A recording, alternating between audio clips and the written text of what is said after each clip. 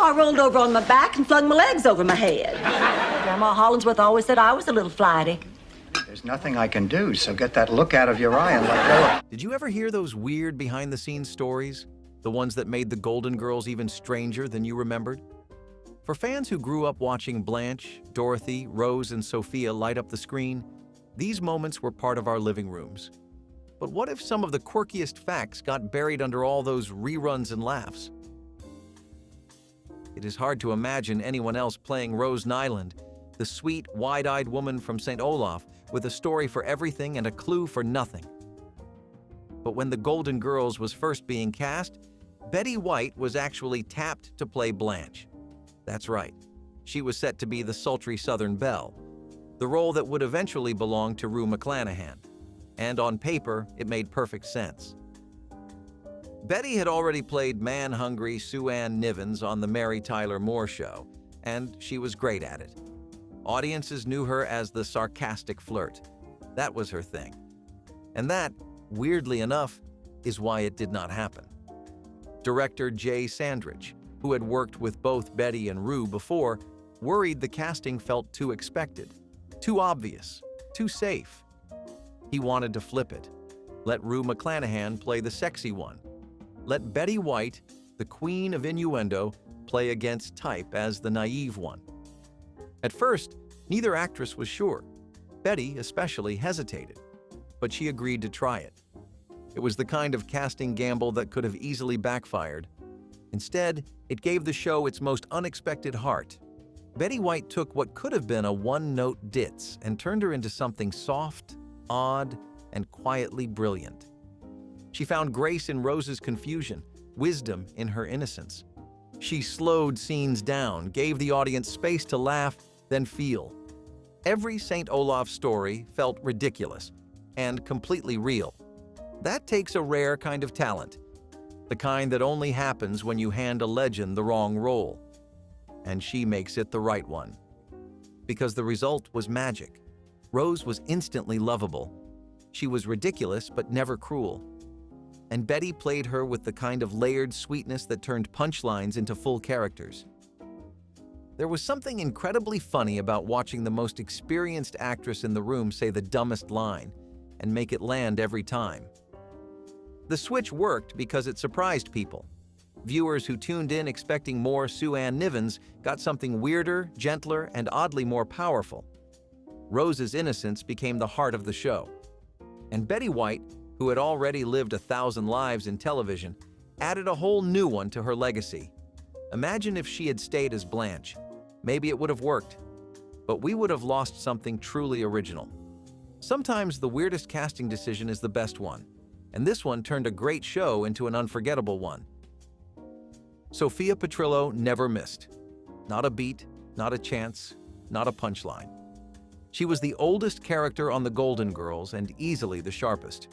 She wore that wicker purse like a weapon and delivered lines like they were knives dipped in marinara. But here is what most fans never knew. The actress who played her, Estelle Getty, was terrified of performing, of forgetting, of live audiences. She had brutal stage fright. That does not track, right? Sophia was fearless. Sophia was blunt. Sophia was a walking, talking confidence machine.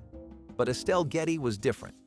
She had spent decades working off-Broadway, doing odd jobs and barely scraping by. The Golden Girls was her big break, and it came later in life, which only made the pressure worse. She was not as trained in TV as the rest of the cast. She did not memorize lines easily, and the anxiety crept in night after night. She would freeze during rehearsals, even forget where she was. Rue McClanahan once said Estelle would get so nervous she sometimes shook. The crew adapted, using cue cards, shortening scenes, working around her anxiety, but Getty never used it as an excuse. She knew the pressure, and she still brought the performance. Every one-liner came from someone battling through fear. That is not just talent, that is resilience. And it made Sophia's strength feel even more earned. Rue McClanahan once said Estelle would panic before tapings, even during later seasons. She leaned on her castmates, relied heavily on cue cards, and worked harder than anyone to keep up. She was the breakout star no one saw coming, not even her. Behind the most confident character was the most nervous performer. That gap between Sophia's boldness and Estelle's fear? It made her performance even more impressive. She never let it show, not even once. Fans saw a fearless Sicilian grandma with a mouth like a cannon. But behind the scenes, Estelle Getty was quietly climbing a mountain every single week, and she never stopped smiling. She may have been the most nervous Golden Girl, but she was also the one who won over America, one wisecrack at a time.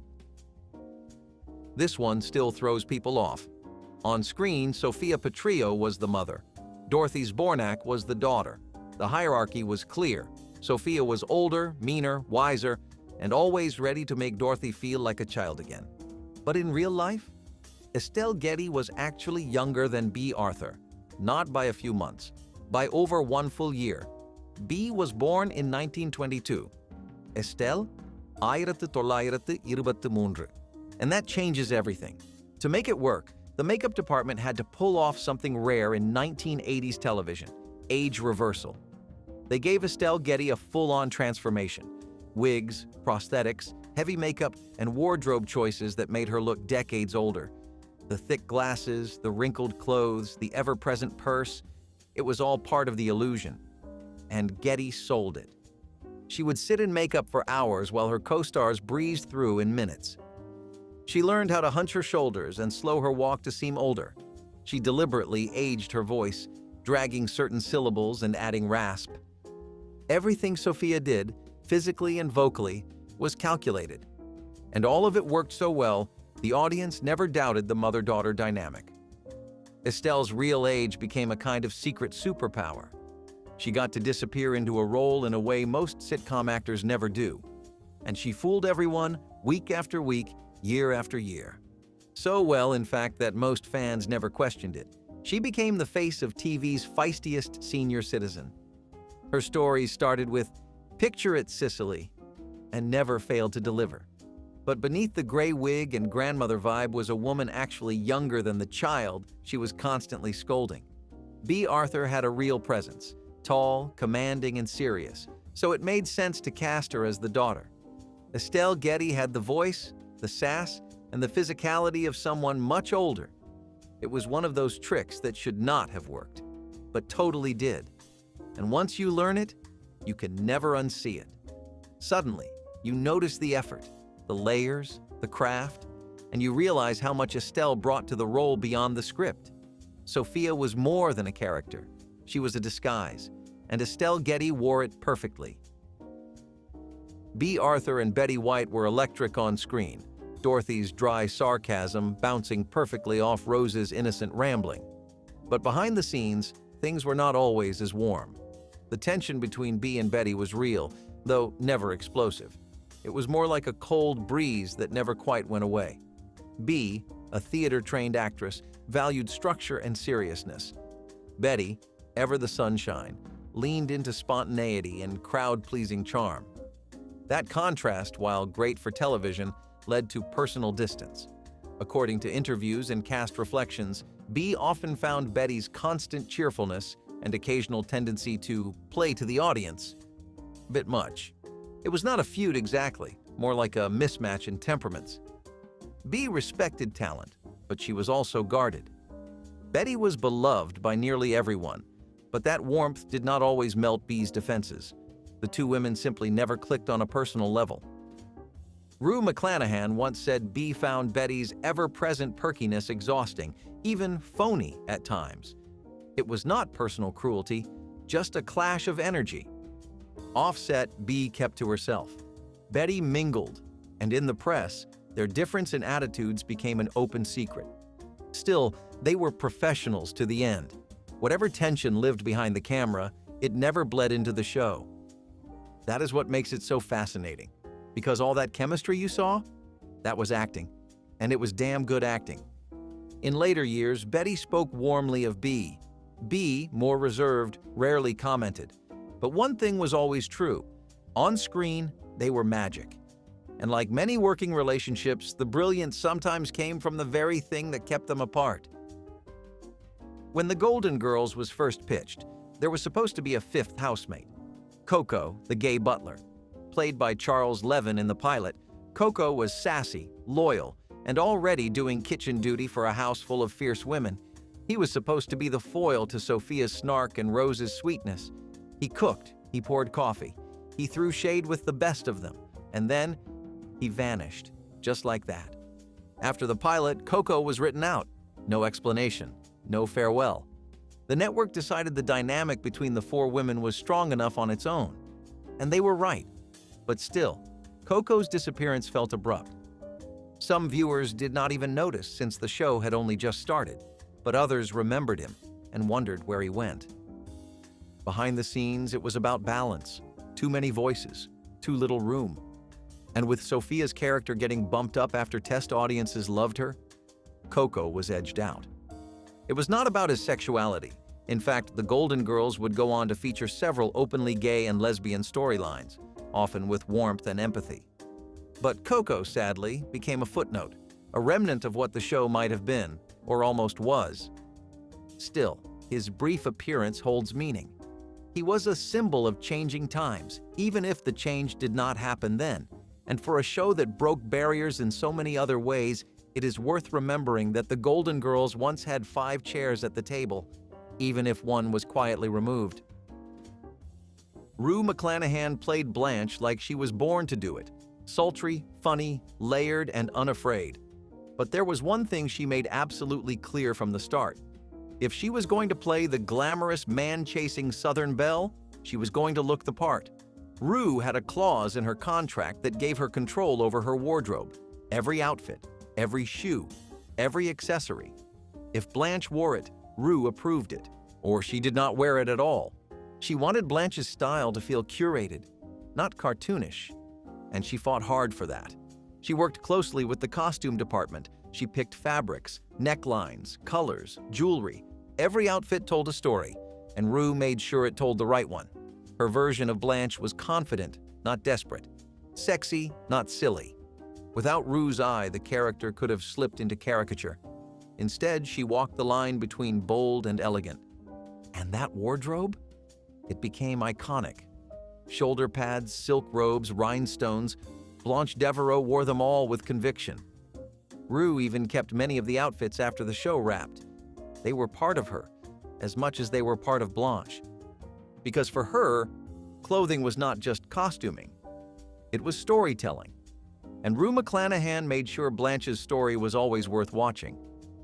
In a sea of sitcom characters, Blanche stood out not just because of what she said, but because of how she looked saying it. And that look, that was Rue's doing. Bea Arthur was a towering presence, literally and emotionally. But there was one tiny detail about her that fans never saw coming. She hated wearing shoes on set. Hated it. Despised it, in fact. The moment the cameras stopped rolling, off came the pumps. Slippers, socks, bare feet, anything but heels. For someone known for being so poised and commanding, it became a kind of quiet rebellion. A way to stay comfortable while playing Dorothy Zbornak, a woman who rarely was. Shoes, for Bea, were not just uncomfortable, they were unnecessary. She said once in an interview that she never wore shoes at home, and she saw the set of The Golden Girls as a second home. So unless a shot required her to be walking or standing full frame, her feet were out of frame and completely free. Cast and crew got used to the sight, Bea in her robe, hair done, ready to shoot, in her socks. Directors had to plan shots knowing she might not be fully dressed from the ankles down. Wardrobe even started coordinating bottoms to make the feet vanish more easily in the frame. It was never framed as diva behavior. It was just Bea being Bea. Her comfort mattered, and honestly, it translated into every line she delivered. You can almost feel the relaxation in her posture when she is seated, because she was not pretending to be at ease, she actually was. And for a character who spent most of the series rolling her eyes at everyone else, grounded comfort was part of the charm. No one ever told her to put them back on, because when Bea Arthur wanted something, you did not argue. It is one of those strange little facts that does not change the show, but somehow makes it feel even more human. Because behind that no-nonsense delivery and those legendary eye rolls was an actress who wanted to feel grounded. Literally.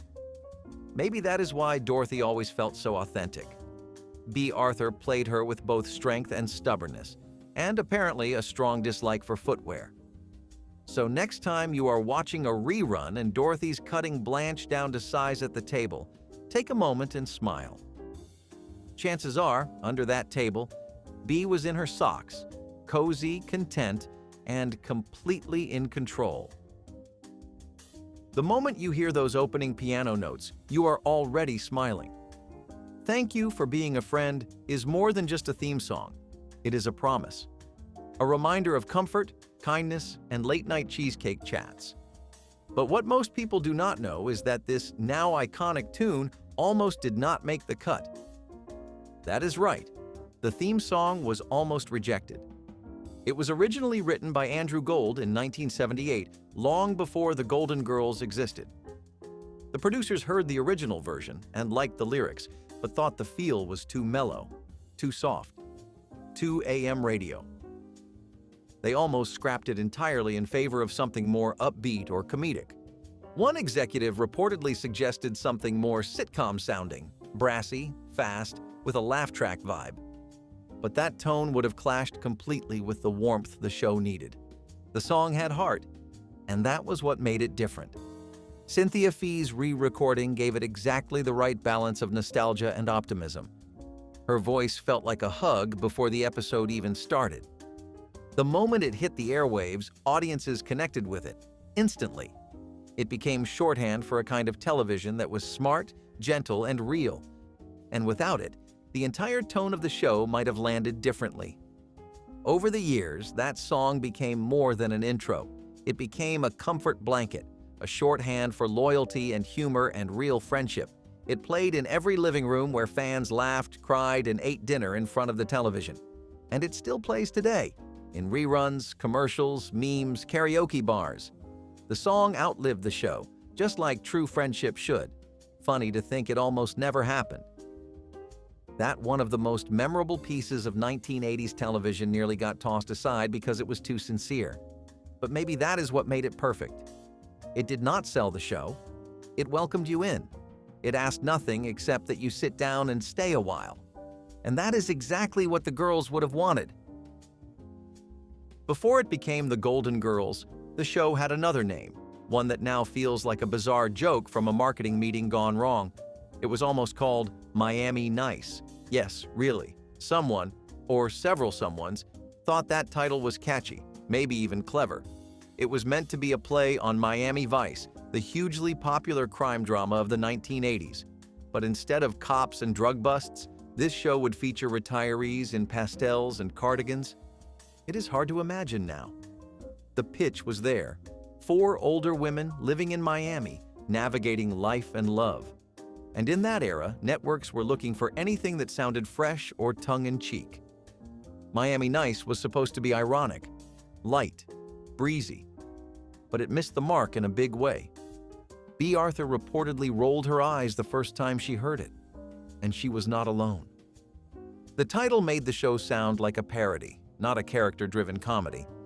It reduced the concept to a pun when what made it special was how sincere it was.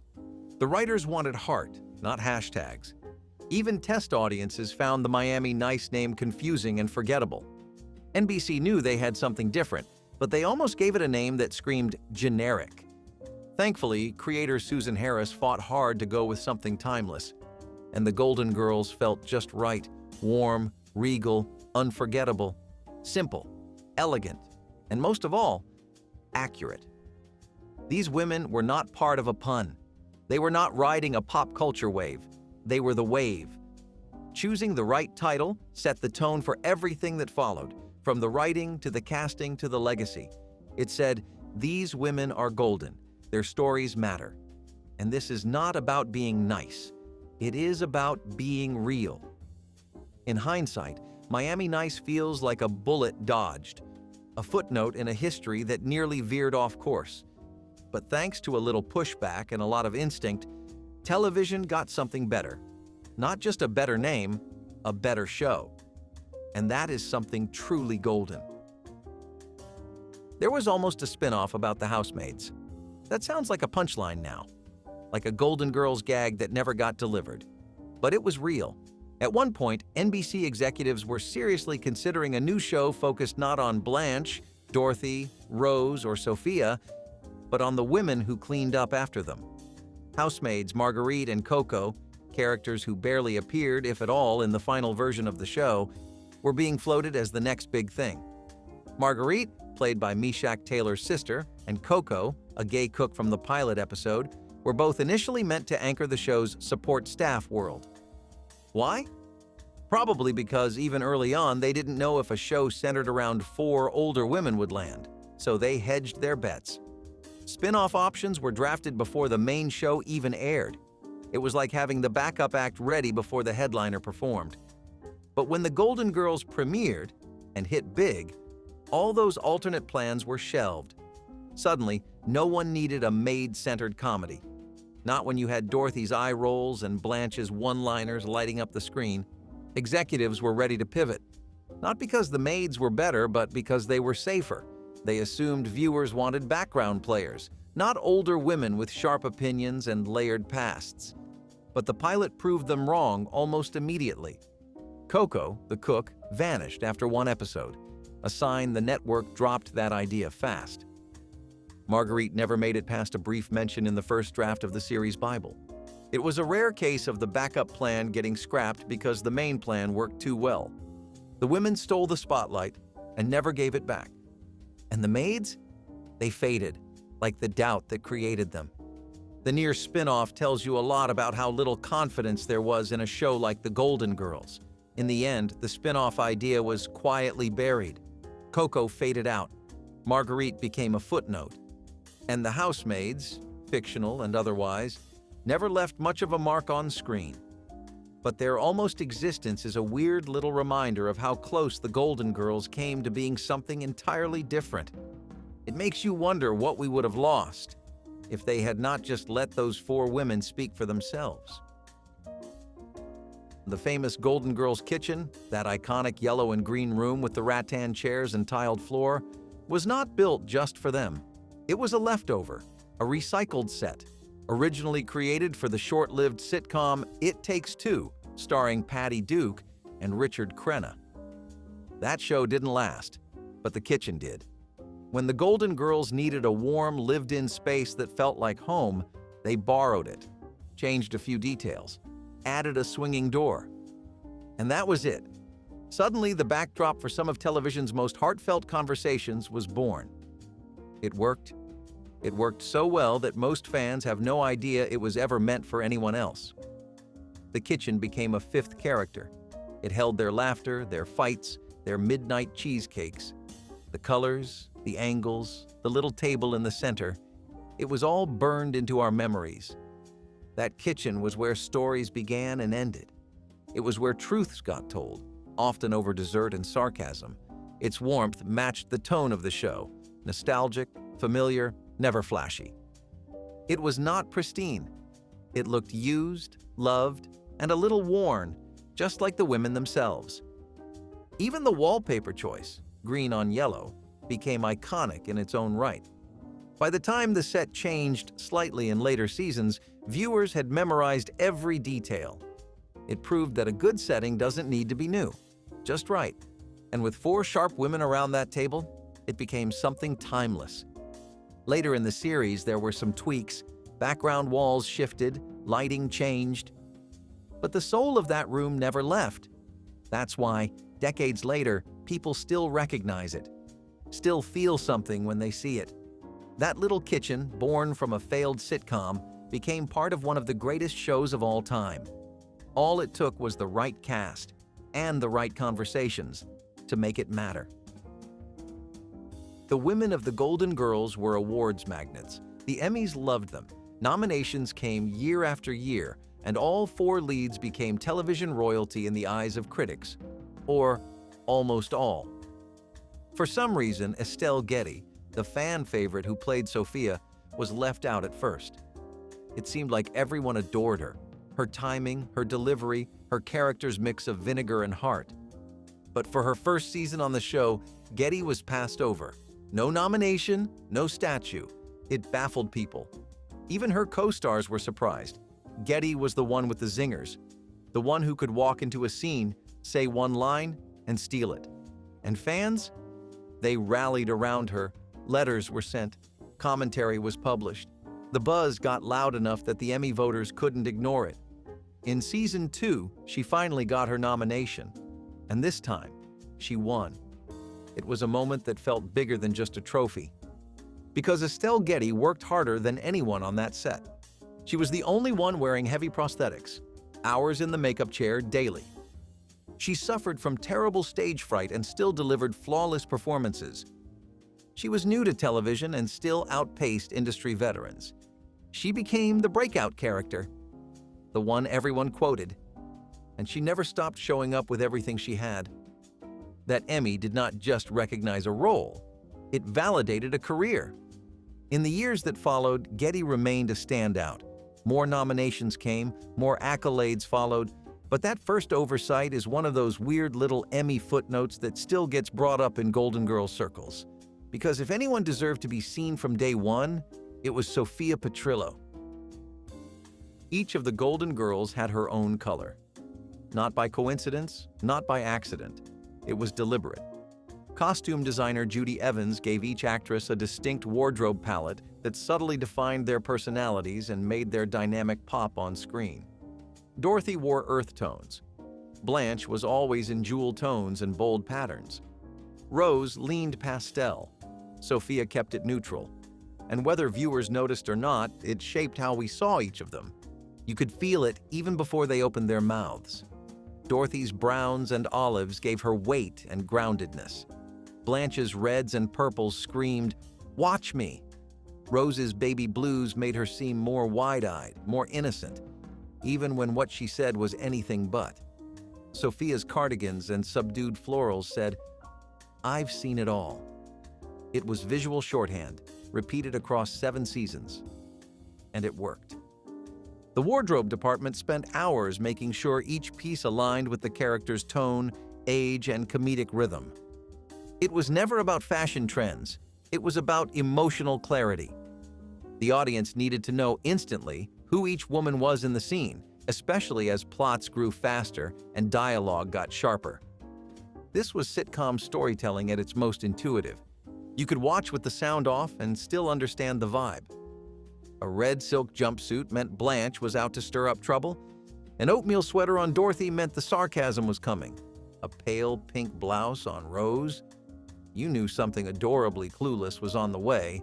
The color coding was not just for visual pleasure. It was a subtle tool that helped elevate the writing. It made the character beats hit faster, and it built an internal logic the audience could trust. You might not have realized it while watching, but the comfort you felt, the clarity, the way it all made sense, that was color theory doing its job. Today, costume designers still reference the Golden Girls when building ensembles for ensemble casts. It is studied, admired, emulated, because what looked simple was actually genius. And in a show about women in their golden years, it was proof that style, character, and comedy could all walk hand in hand, one color at a time. If you are picturing the Golden Girls huddled over cheesecake in every episode, you are not alone. That image, 4 friends in the kitchen pouring their hearts out over a shared dessert, became the emotional signature of the show.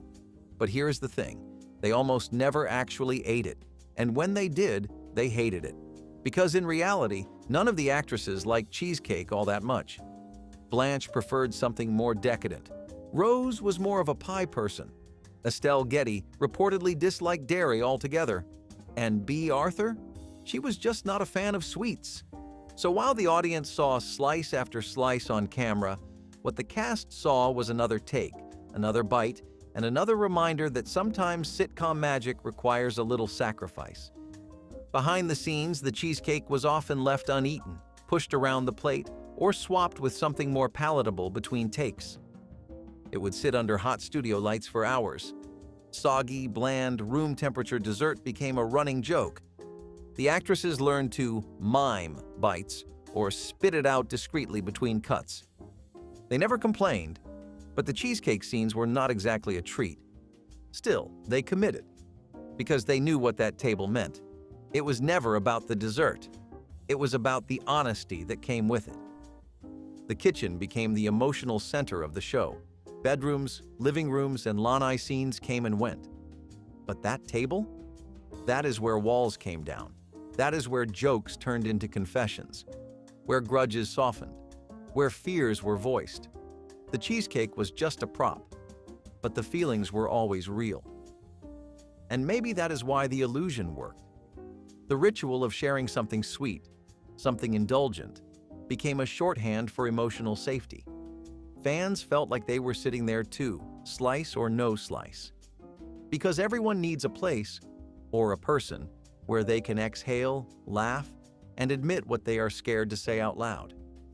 So yes, the cheesecake might have been barely touched. But the moment, the ritual, the kitchen table at midnight, that was always real. In the mid-1980s, a television comedy about 4 older women living together in Miami sounded risky. Television had its formulas, young leads, fast plots, romance and chaos. But older women, living alone, talking openly about sex, aging, friendship, loss? NBC was not exactly eager. In fact, they passed more than once.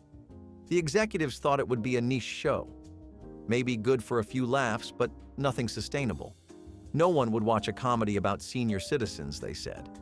Too slow, too sad, too strange. But Susan Harris, the show's creator, believed differently. And when the pilot tested off the charts, NBC changed its tune. The Golden Girls premiered in 1985 and instantly proved everyone wrong. It was not just successful, it was a phenomenon. Audiences saw themselves in Dorothy's exasperation, Rose's innocence, Blanche's pride, Sophia's wisdom. It made aging feel alive, not tragic, not comedic relief, not invisible. These women had sex lives, opinions, arguments, regrets. They were funny, but never reduced to punchlines. They were human, and that mattered. It changed what network television thought it could get away with. The show tackled everything from menopause to ageism, from dating in your 60s to the fear of dying alone. And it did it without preaching. It let its characters be flawed, emotional, hilarious, all at once. And for an entire generation, it reframed what getting older could look like. Behind the scenes, the cast and crew knew they were doing something that had never really been done before. They were telling stories no one else was telling, giving screen time to lives usually kept off camera. They got letters from widows, from older women living with friends, from people who finally felt seen. NBC almost missed it, but the Golden Girls made aging not just acceptable, but aspirational. It showed that humor, friendship, growth, and even romance do not have a shelf life, and that sometimes the boldest thing television can do is tell the truth, with laughter. If you loved revisiting these Golden Girls moments as much as we loved digging them up, drop your favorite fact in the comments, give us a like, and hit subscribe, because good stories and cheesecake secrets deserve to be shared.